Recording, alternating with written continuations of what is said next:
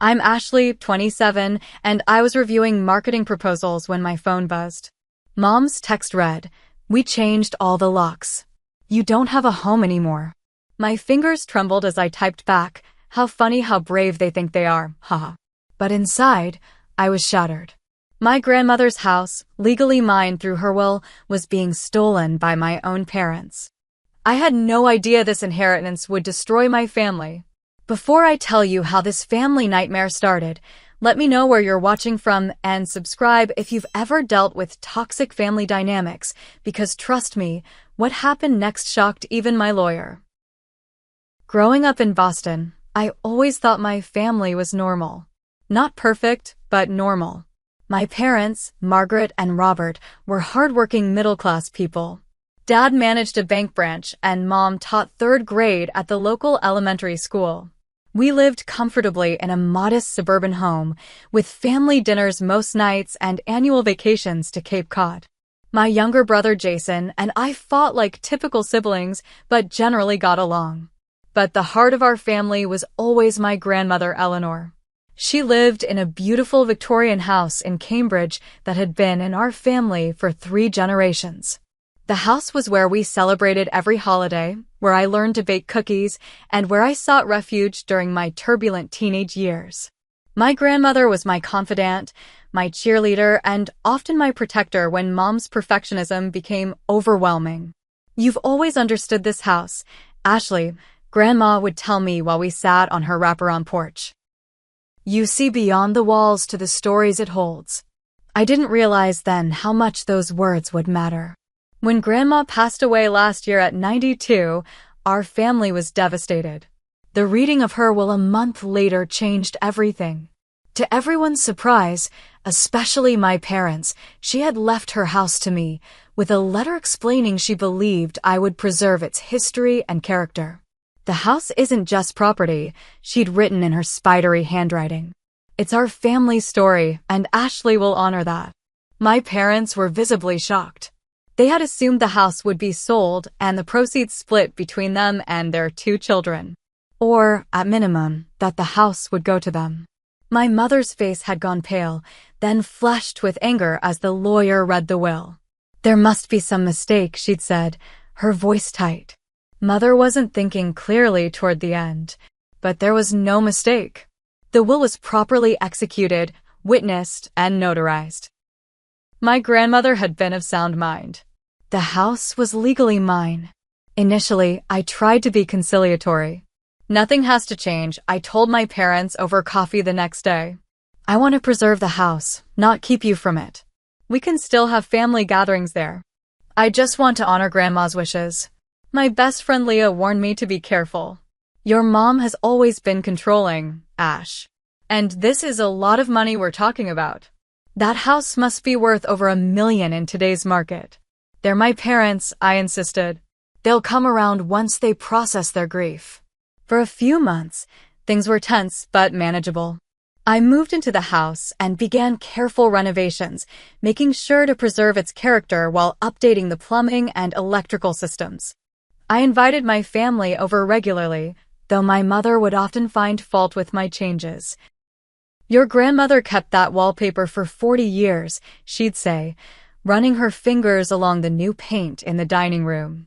Or, "Those curtains don't match the period of the house at all." Jason tried to play peacemaker. "Mom's just having a hard time with change," he told me after a particularly tense Sunday dinner. Dad, too. They had plans for retirement that involved selling this place. I understood their disappointment but stood firm. Grandma wanted me to keep the house in the family. I'm honoring her wishes. The real trouble began when I announced my plans to convert part of the house into a small art gallery featuring local artists. The spacious front parlor was perfect for exhibitions, and it would provide additional income to maintain the aging property. I shared this idea at a family dinner 2 weeks ago. My father immediately objected. "That's a residential neighborhood. You can't just open a business there." "Actually, I can," I explained. "I've already checked with the city. With limited hours and proper permits, it's allowed under the historical building exemption." My mother pushed her plate away. You're going to ruin this neighborhood with traffic and strangers tramping through. Is that what you want? It's not going to be like that, Mom. It's a small, curated gallery. Maybe 3 or 4 visitors at a time, by appointment only. The argument escalated until my father finally raised his hand. Enough. It's Ashley's house. If she wants to make foolish decisions, that's her right. I thought that meant acceptance, however reluctant. My parents left shortly after, and I felt hopeful that we'd reached a turning point. Jason lingered behind. They'll come around, he said, helping me with the dishes. Just give them time. I believed him. I had no idea what they were actually planning. I had to fly to Chicago for a 3-day marketing conference. The presentation I'd been working on for months went brilliantly, and I'd secured a major new client for our agency. I was in high spirits as my flight landed back in Boston. Can't wait to sleep in my own bed tonight, I texted Leah from the airport. I took an Uber directly to the house, dragging my suitcase up the front steps. When my key didn't work in the lock, I assumed it was just sticking. The door was over 100 years old and sometimes needed a little coaxing. But after several attempts, I realized something was wrong. That's when I noticed the new deadbolt. My heart started pounding as I dug out my phone and called my mother. No answer. I tried my dad. Straight to voicemail. I was about to call Jason when my phone buzzed with a text from my mom. We changed all the locks. You don't have a home anymore. This house belongs to the family, not just you. I stared at the screen in disbelief. My fingers shook as I typed back, how funny how brave they think they are, haha. I was trying to sound confident, unbothered. Inside, I was crumbling.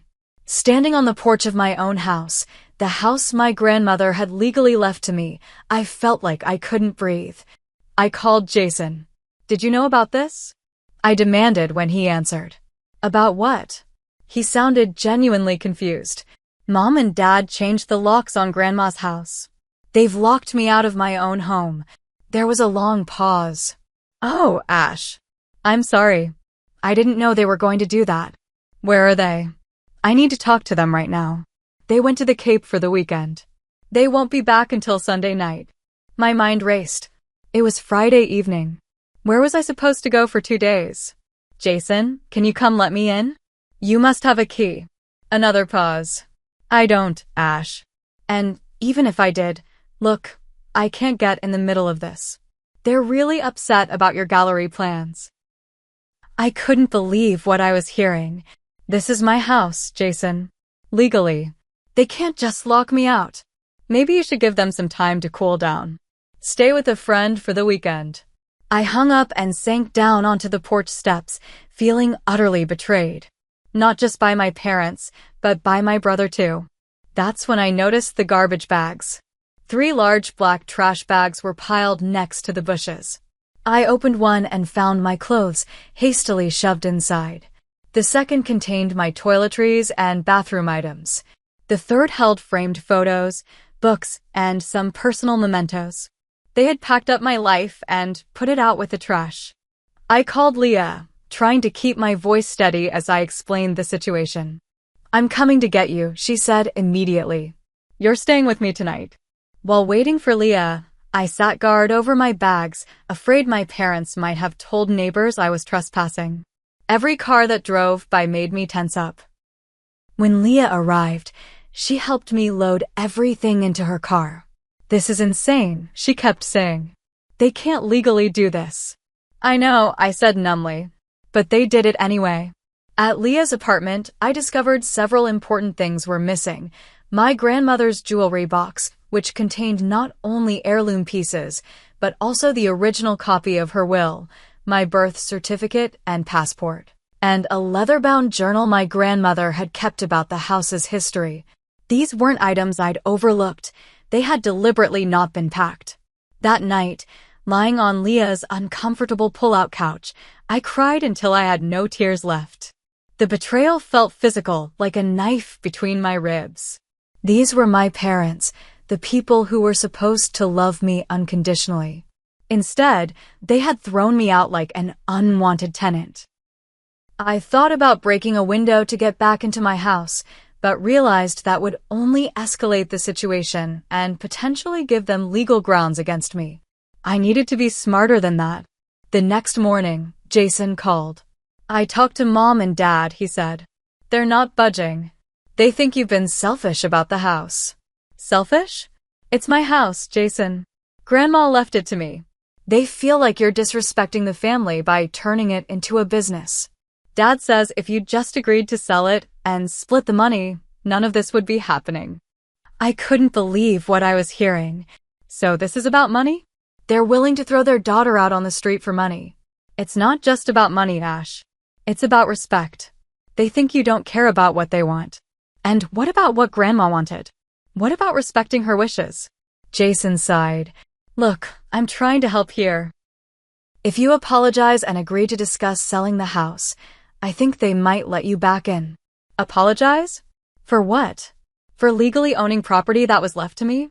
For wanting to honor our grandmother's wishes. You're not making this easier, Ash. I'm not trying to make it easier. I'm trying to understand how my family could do this to me.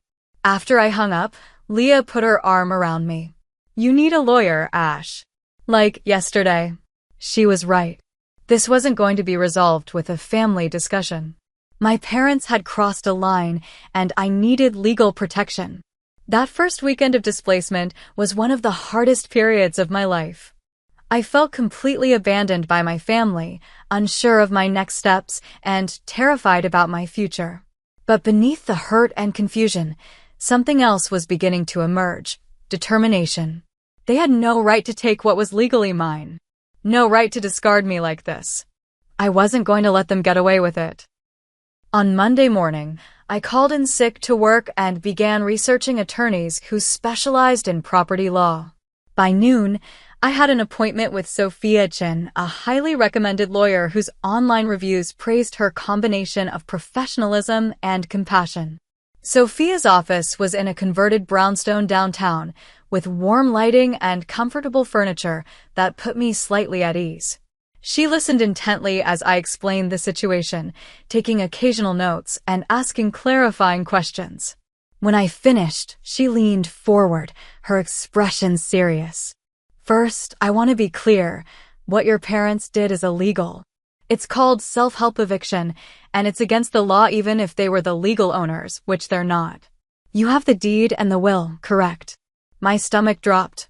The original will was in my grandmother's jewelry box, which my parents didn't pack. But I have a copy the attorney sent me after the reading. Sophia nodded. That's a start. We'll request the official copy from probate court. What about the deed? Same situation. But the transfer was recorded with the county. Good. We can get those records easily. She typed something into her computer. Here's what we need to do immediately. File for an emergency injunction to restore your possession of the property, then pursue damages for the illegal eviction and the missing personal property. The word damages made this suddenly feel very real. I was going to have to sue my parents. I just want my house back, I said quietly. Sophia's expression softened. I understand this is difficult. These are your parents. But they've chosen to handle this illegally rather than through proper channels. We need to protect your interests. I agreed, and she began drafting the necessary paperwork. I signed several documents, and she promised to file them that afternoon. In the meantime, she advised, document everything. Any communication from your parents or brother, any expenses you incur because of this situation, anything missing from your belongings. And don't contact them directly if you can avoid it. Everything should go through me from now on. As I left her office, my phone pinged with a notification. My mother had tagged me in a Facebook post. Heartbroken that my own daughter would betray family traditions and turn her grandmother's beloved home into a commercial property against our wishes. Some people forget where they came from. The post had already garnered several sympathetic comments from family friends and relatives, most expressing shock at my selfishness and offering support to my parents. My mother had crafted a narrative where I was the villain, and people were buying it without question. I showed Leah the post that evening. This is a smear campaign, she said angrily. They're trying to pressure you through social humiliation. That night, I received the first of several voicemails from my father. His voice was cold and threatening in a way I'd never heard before. You've made a big mistake getting a lawyer involved, Ashley. Your mother is devastated. If you think the family is going to stand by while you destroy your grandmother's legacy, you're sadly mistaken. Drop this now or you'll regret it. Each subsequent message grew more hostile. By the third voicemail, he was threatening to contest the will, claiming my grandmother had been unduly influenced by me. It was completely untrue, but fighting such accusations would be expensive and emotionally draining. Meanwhile, relatives began taking sides. My Aunt Carol, my mother's sister, called to tell me how disappointed she was in my greed. 2 cousins unfriended me on social media. My Uncle Pete, Dad's brother, emailed to suggest I do the right thing before this gets ugly. Only my grandmother's sister, Aunt Patricia, reached out with kindness. This isn't what Eleanor would have wanted, she said when she called. She left you that house because she trusted you. Don't let them bully you. 3 days after I retained Sophia, Jason asked to meet me for coffee. He looked tired and uncomfortable as he stirred sugar into his latte. They're planning to sell the house to developers, he blurted out. They've been in talks for months, even before you announced the gallery idea. The company wants to tear it down and build luxury condos. I felt physically ill. They want to demolish Grandma's house? The house that's been in our family for generations. Jason nodded miserably. The property is worth more than the house itself. The developers are offering $2 million. And when were they planning to tell me this? It's my house, Jason. He looked down. They thought you'd eventually give in if they applied enough pressure. The developers have a deadline. If they can't close by the end of the quarter, they're moving on to another property. Suddenly everything made sense. The urgency, the extreme measures, the public pressure campaign. This wasn't just about family tradition or my gallery plans. It was about money, pure and simple. The financial pressure was mounting for me as well. I was paying for a lawyer, buying new essentials to replace items still locked in the house, and covering Leah's utilities and groceries to compensate for my extended stay. My savings were rapidly depleting. Work was becoming difficult too. Though my boss was understanding when I explained I was dealing with a family emergency, my performance was suffering. I missed deadlines, spaced out during meetings, and struggled to focus on creative tasks. The client I'd secured in Chicago was already expressing concerns about our preliminary concepts. Leah remained my rock through it all, but I could tell my presence was beginning to strain our friendship. Her 1-bedroom apartment wasn't designed for 2 people, and her boyfriend was clearly annoyed by my constant presence. You can stay as long as you need, Leah insisted when I brought it up. Brian understands. But I could see the strain in her eyes. I needed to resolve the situation, one way or another. Sophia called with an update a week after our initial meeting. The hearing for the emergency injunction is scheduled for next Monday. The judge assigned to the case is fair but conservative. She'll follow the law, which is in our favor, but we need to be extremely well prepared. What about my parents? Have they responded? They've retained counsel. Richard Baxter. Sophia's tone conveyed that this wasn't good news. He's aggressive, specializes in family disputes over property. He'll try to paint you as manipulative, claim you coerced your grandmother. That's ridiculous. I would never. I know. But be prepared for it to get ugly. These types of cases often do.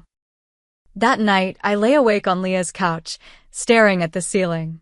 The people who had raised me, who had taught me right from wrong, were now willing to lie, to destroy my reputation and relationships, all for money. It was a betrayal so profound I could barely comprehend it. But beneath the hurt, anger was building, a fierce, protective anger that would ultimately give me the strength to fight back. The morning of the hearing, I dressed carefully in a conservative navy blue dress and low heels, my hair pulled back in a neat ponytail. Sophia had advised me to look respectful and sympathetic in court. First impressions matter, she said as we met outside the courthouse. Judges are human too. We were reviewing our strategy one last time when my phone rang with an unfamiliar number. Normally I would have ignored it, but something made me answer. "Is this Ashley Parker?" a male voice asked. "Yes, who's calling?" "Officer Daniels, Boston Police Department. We need you to come down to the station to answer some questions about stolen property." My blood ran cold. "Stolen property? What are you talking about?" "We've received a report that you removed valuable items from your parents' residence without permission. Specifically, family heirlooms including jewelry and documents." I was speechless for a moment, then looked at Sophia in panic. She immediately took the phone. "This is Sophia Chin, Ms. Parker's attorney." What exactly is she being accused of? I could only hear Sophia's side of the conversation, but it was enough to understand what was happening. My parents had filed a police report claiming I had stolen my grandmother's jewelry and important family documents, the very items they had kept when they locked me out. "My client will not be coming to the station today as we have a court hearing," Sophia said firmly. Furthermore, the items in question are her legal property, left to her by her grandmother.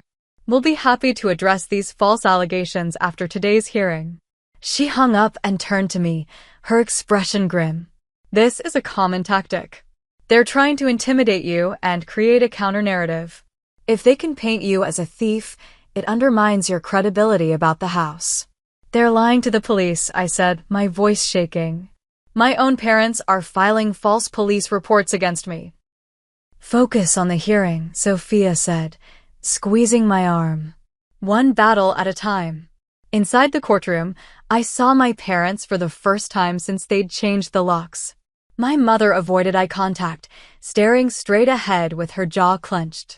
My father glared at me openly, his face flushed with anger. Jason sat behind them, looking miserable. The hearing proceeded with clinical efficiency. Sophia presented the will, the deed transfer documents, and evidence of the illegal lockout.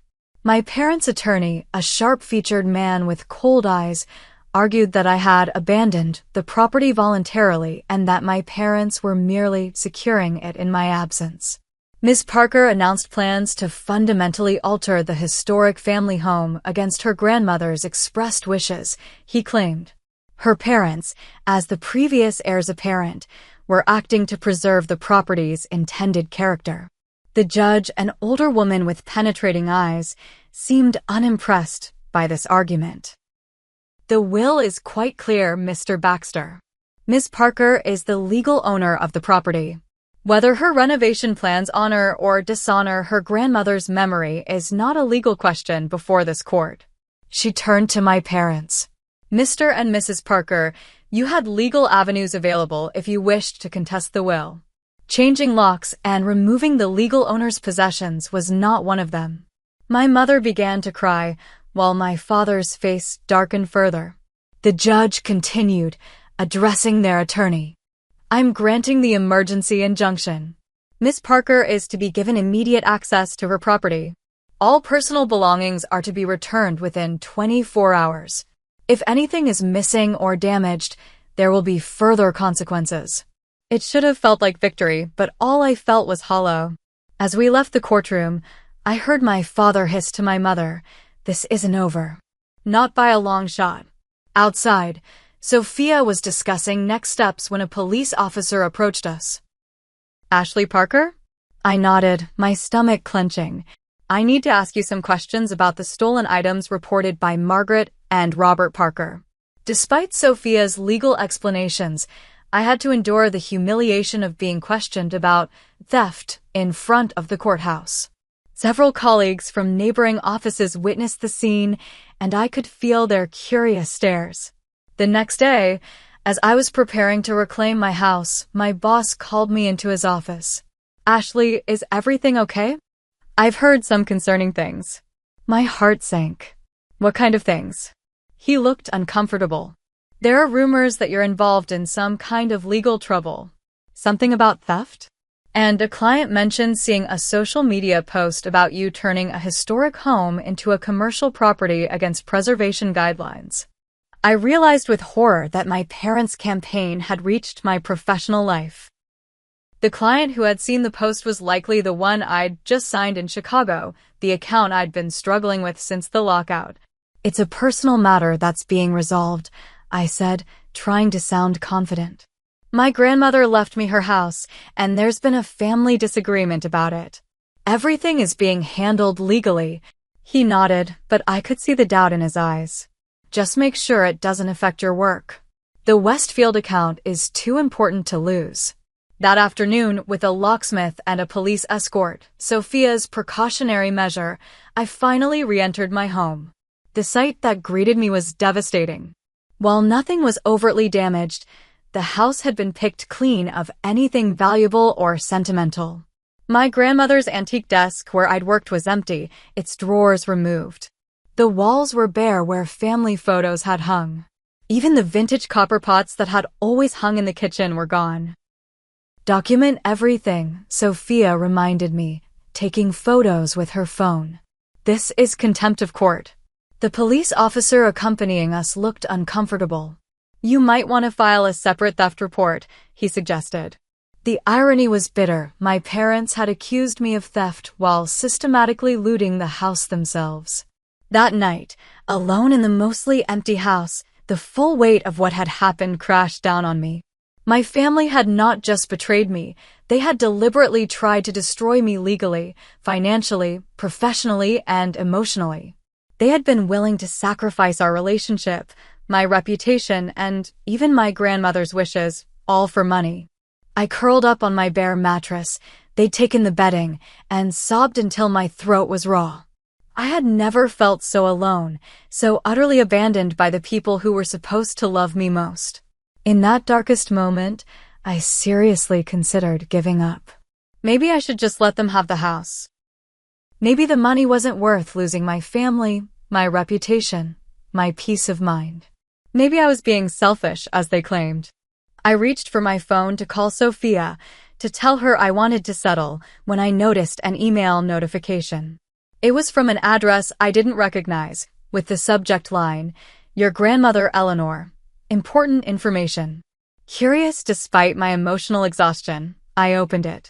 "Ashley, you don't know me, but I was your grandmother's nurse during her final months. There are things you should know about your parents' behavior before she passed. Please call me if you'd like to talk." It was signed Patricia Wilson with a phone number. Something about the timing felt too convenient, too perfect. Was this another of my parents' tactics? A fake nurse with manufactured evidence to further discredit me? I was about to delete it when my phone rang. It was a number I didn't recognize, but the area code was from Western Massachusetts, where my grandmother's sister lived. "Hello, Ashley? It's your Aunt Patricia. I've been trying to reach you." "Aunt Patricia?" I was confused. "Did you just email me about being Grandma's nurse?" There was a pause. "No, dear. I'm not a nurse. But I do have information that might help you. Your grandmother left some things with me for safekeeping. Things she didn't want your parents to find." It was nearly midnight, but in that moment, I felt the first glimmer of hope I'd experienced in weeks. The next morning, I called in sick to work again and drove the 2 hours to Western Massachusetts, where my great-aunt Patricia lived. I hadn't seen her in years. She and my mother had fallen out long before I was born, and she rarely attended family functions. I remembered her only as a stern woman who sent thoughtful birthday cards with crisp $20 bills. Her home was a small, neat cottage surrounded by flower gardens. Despite being in her 80s, she stood straight and tall as she welcomed me at the door. "You look like Eleanor," she said, studying my face. She had that same determined expression when something mattered to her. Inside, over tea served in delicate china cups, Patricia explained why she had reached out. "Your grandmother knew that Margaret and Robert would contest the will. They'd been pressuring her to sell the house for years, ever since property values in that neighborhood started climbing." I was surprised. She never mentioned that to me. Patricia's expression hardened. "Eleanor was protecting you. Your parents became quite aggressive about it toward the end. Robert even suggested having her declared incompetent so they could make financial decisions for her. The teacup shook in my hand.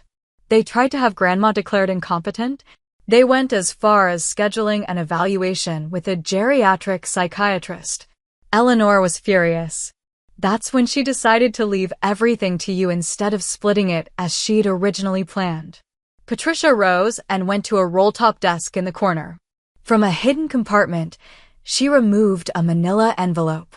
She gave me these for safekeeping. Said if anything happened after she was gone, I should make sure you got them. Inside the envelope, I found several documents, a handwritten letter from my grandmother explaining her decision to leave me the house, copies of emails between my parents and real estate developers dating back 2 years. And most damning of all, a recording on a small USB drive. Patricia played it for me on her computer. It was my grandmother's voice, steady and clear, documenting a conversation where my parents had threatened to put her in a nursing home if she didn't agree to sell the house. I'm of sound mind and body, my grandmother's voice declared on the recording. I'm making this record because I fear my daughter and son-in-law may attempt to challenge my will. My decision to leave my home to my granddaughter Ashley is made freely and with full understanding of my actions. Tears streamed down my face as I listened. Patricia handed me a tissue. She loved you very much, she said gently. She trusted you to do right by that house when she couldn't trust her own daughter. Back in Boston, I immediately took the materials to Sophia. She reviewed everything carefully, her expression growing increasingly confident. This changes everything, she said, holding up the USB drive. The recording alone proves your grandmother was of sound mind and was being pressured by your parents. The emails to developers show premeditation in their actions against you. What do we do now? We go on the offensive. She began typing rapidly on her computer. I'm filing for a more permanent injunction and adding claims for harassment and intentional infliction of emotional distress. That afternoon, Sophia received an email from my parents' attorney. The subject line read simply, "We have a problem." The body of the email requested an urgent meeting to discuss settlement options. Recent developments have altered our client's position, it stated. We believe it would be in everyone's best interest to resolve this matter privately. Sophia smiled grimly. They know we have something. They just don't know what. 2 days later, we met in a conference room at Sophia's office. My parents looked diminished somehow. My mother's usually perfect makeup couldn't hide her exhausted eyes, and my father's confident posture had given way to a slight stoop. Jason sat beside them, refusing to meet my gaze. Their attorney, Mr. Baxter, maintained his cold professionalism. My clients are prepared to return all items removed from the property and to formally acknowledge Ms. Parker's ownership, he began. In exchange, we ask that she drop all additional claims and agree not to pursue criminal charges. Sophia leaned forward. That's not nearly enough. My client has suffered significant damages, financial, emotional, and reputational. She's lost income, incurred unnecessary expenses, and been subjected to a deliberate campaign to destroy her standing in both her family and professional communities. We can discuss reasonable compensation, Baxter conceded, looking uncomfortable. Before we go further, Sophia said, I think it's important for everyone to understand the evidence we now have. She played a portion of my grandmother's recording. My mother gasped, and my father's face went ashen. As you can hear, Eleanor Parker was quite clear about her intentions and her concerns regarding undue influence from your clients, not from mine. We also have documentary evidence of their plans to sell the property to developers, dating back to before Mrs. Parker's death. Baxter asked for a brief recess to confer with his clients. When they returned, the atmosphere had completely changed. My parents wouldn't look at me at all now, and Baxter's tone was conciliatory. My clients are prepared to make a full retraction of any statements suggesting Ms. Parker acted inappropriately, to return all items removed from the property, and to pay compensation for her temporary displacement and emotional distress. The negotiations continued for several hours, eventually resulting in a settlement that felt like vindication. My parents would publicly apologize, return everything they had taken, pay my legal fees and additional damages, and perhaps most importantly, agree to stay away from the property unless specifically invited. As we were preparing to leave, Jason approached me hesitantly. Ash, I'm sorry. I didn't know about all of this. I mean, I knew they were upset about the house, but I never thought they'd go this far. I regarded my brother coolly. You stood by and watched while they tried to destroy me, Jason. I was caught in the middle. They're our parents. And I'm your sister. You chose a side. I gathered my papers. I'm not sure when I'll be ready to talk to you again. His face fell, but I couldn't find it in myself to comfort him. The betrayal was still too fresh, too deep. Outside, as Sophia and I walked to our cars, she touched my arm. This is a good outcome, Ashley. Better than most of these cases. But I want you to be prepared. Family reconciliation after something like this is rare. Are you okay with that possibility? I thought about it, about the depth of what my parents had been willing to do to me, and nodded slowly. I think I'm just starting to understand who they really are, I said. And maybe that's the most valuable thing to come out of all this. The formal settlement meeting took place in a sterile conference room downtown. My parents sat across from me, looking smaller than I remembered. My mother's perfectly manicured nails tapped nervously on the table while my father stared at some middle distance, his jaw tight. Sophia had prepared me for this moment. Stay calm and focused, she'd advised. This isn't about emotion now, it's about protecting your future. Our attorneys did most of the talking as we reviewed the terms. My parents would return all items removed from the house within 48 hours. They would issue written retractions to anyone they had contacted about me, including my workplace. They would pay my legal fees plus $50,000 in damages, and they would maintain a distance of at least 100 yards from the property unless specifically invited by me. These terms are excessive, my father muttered at one point. His attorney placed a warning hand on his arm. Robert, we've discussed this. When it came time to sign, my mother's hand trembled slightly. She looked up at me, her eyes searching mine for some sign of softening. Ashley, this is still your family, she said quietly. Is all this really necessary? I met her gaze steadily. You filed false police reports against me. You tried to destroy my career. You took Grandma's things she wanted me to have. So yes, it's necessary. My father's face flushed with anger. You've always been stubborn, just like your grandmother. This house has torn this family apart. No, I replied evenly. Your actions tore this family apart. The house was just an excuse. After they signed, Jason approached me in the hallway. Unlike our parents, he had seemed genuinely affected by the evidence Aunt Patricia had provided. I should have stood up for you, he said, his voice rough with emotion. I was a coward. I wasn't ready to forgive him yet, but I recognized the sincerity in his remorse. Yes, you should have. But you're here now, acknowledging it. That's something. Can we talk sometime? Maybe coffee next week. I nodded cautiously. Maybe. I'll text you. The process of reclaiming my space began with a thorough cleaning. Leah and 2 other friends helped me sage every room, open all the windows, and scrub away the lingering energy of betrayal. We ordered pizza and drank wine on the porch, deliberately creating new, positive memories in the space. To Ashley, Leah toasted, raising her glass. Who didn't just get her house back, she got her power back. The return of my grandmother's belongings was supervised by our attorneys. 2 moving companies arrived with boxes and furniture that had been removed. I checked each item against the inventory we'd created, noting what was still missing. The jewelry box isn't here, I pointed out. Neither is her journal about the house. My mother, who had come despite the agreement, with permission from my attorney, spoke up. The jewelry box is in our safe deposit box. The journal.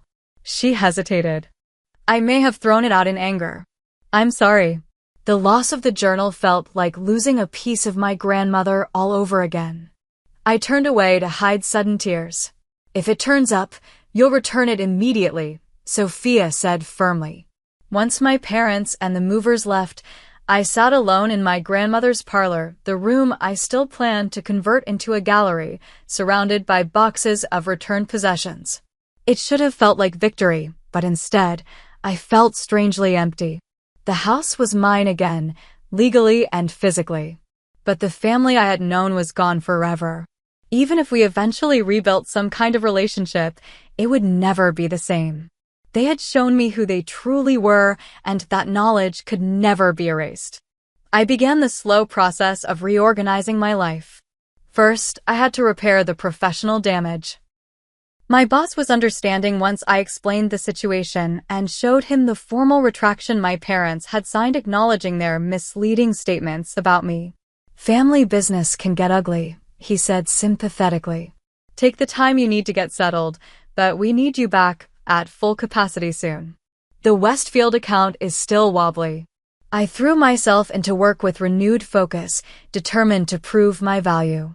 Within a few weeks, the Westfield campaign was back on track, and I even secured a small additional contract with them. The community reaction was mixed. Some neighbors who had known my grandmother expressed support once they understood what had happened. Others, friends of my parents, remained cool and distant. I decided not to waste energy trying to win everyone over. The truth was on my side, documented and legally acknowledged. I proceeded with my plans for the art gallery, hiring an architect who specialized in historic renovations to ensure the conversion honored the house's character.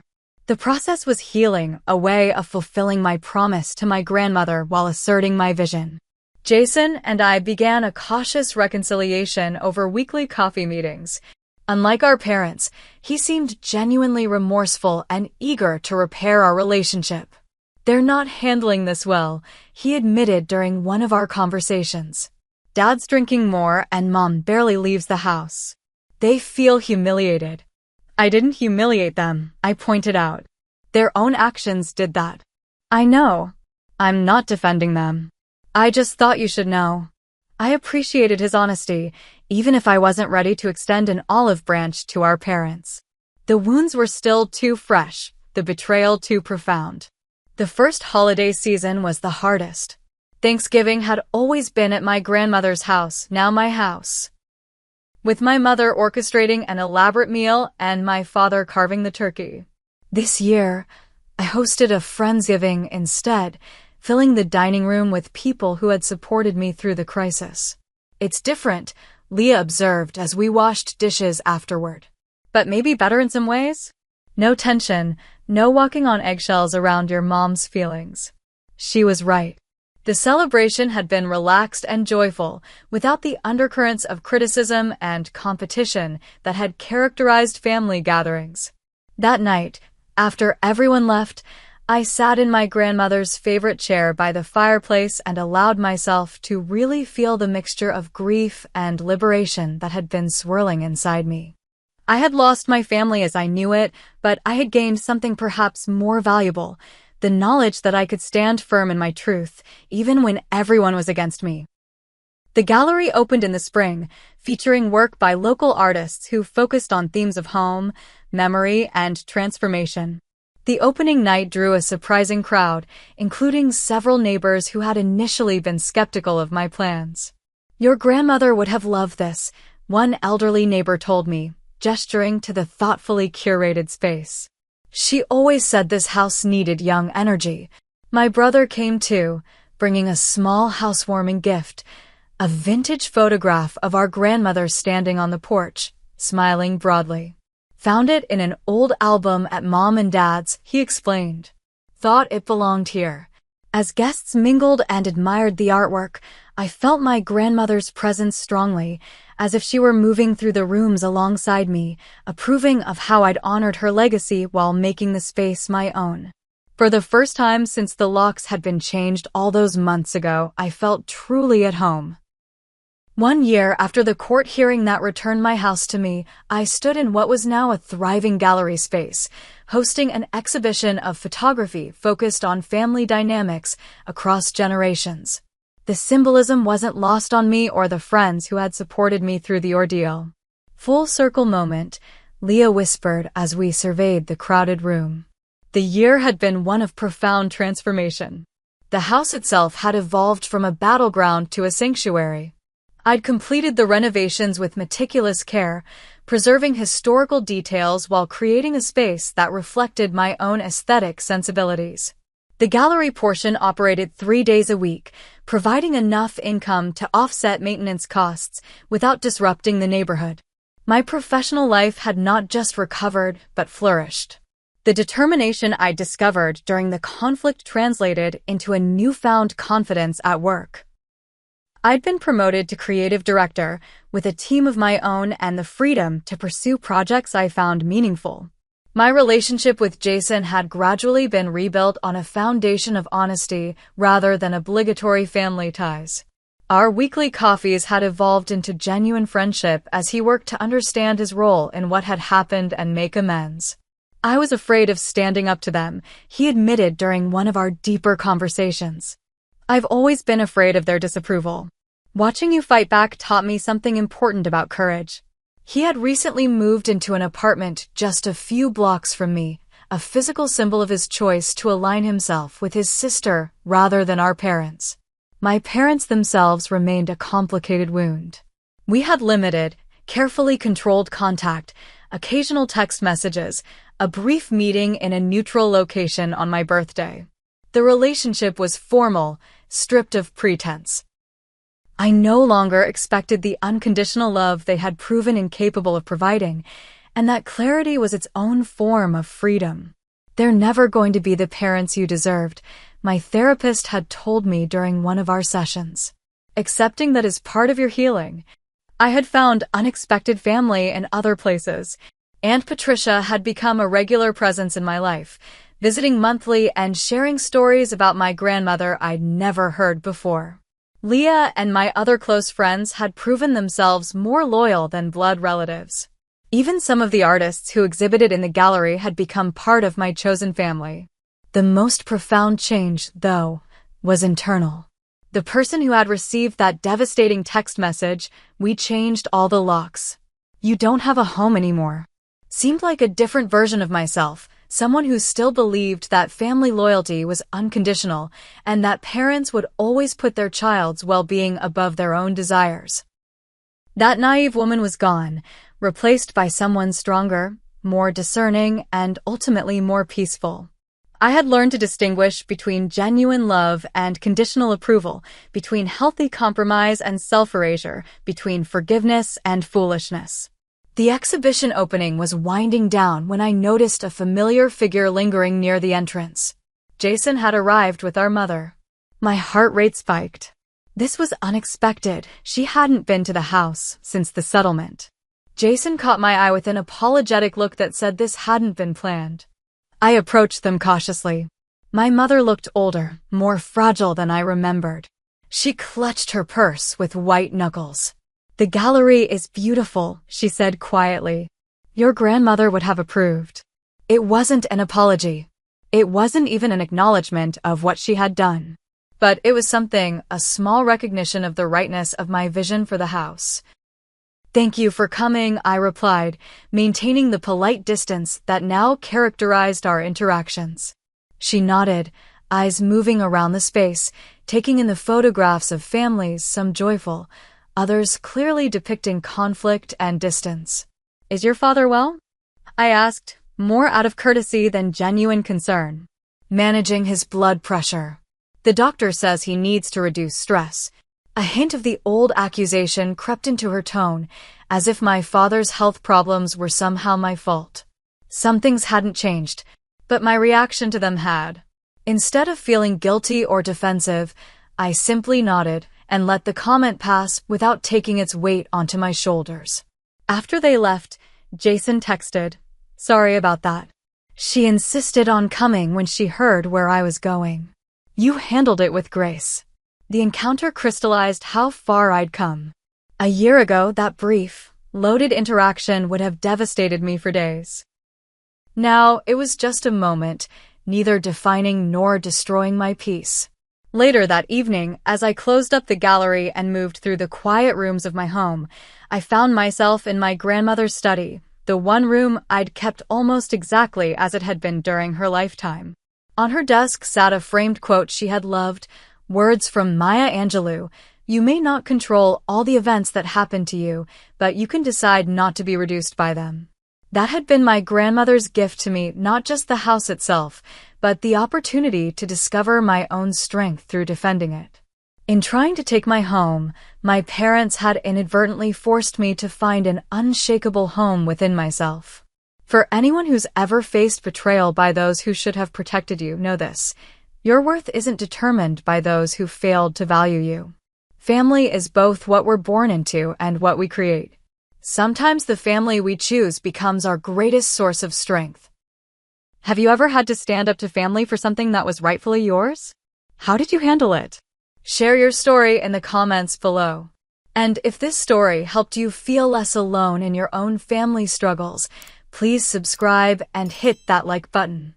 Sometimes our deepest wounds become our greatest teachers, but we don't have to walk that journey alone.